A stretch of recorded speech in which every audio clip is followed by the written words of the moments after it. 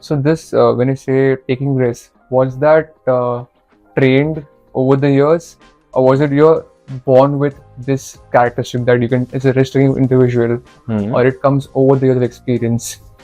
For any founder, is that something that's learned?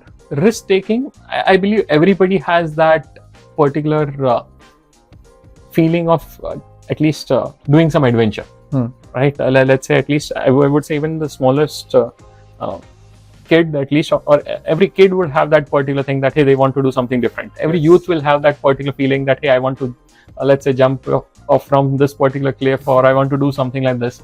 So that's inbuilt within all of us.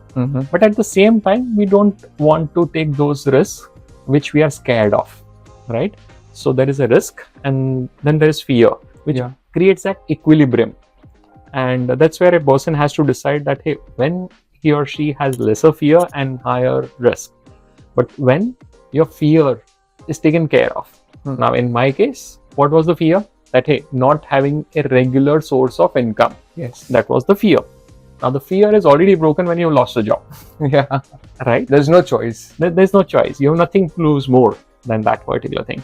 And that's where automatically your risk-taking appetite increases.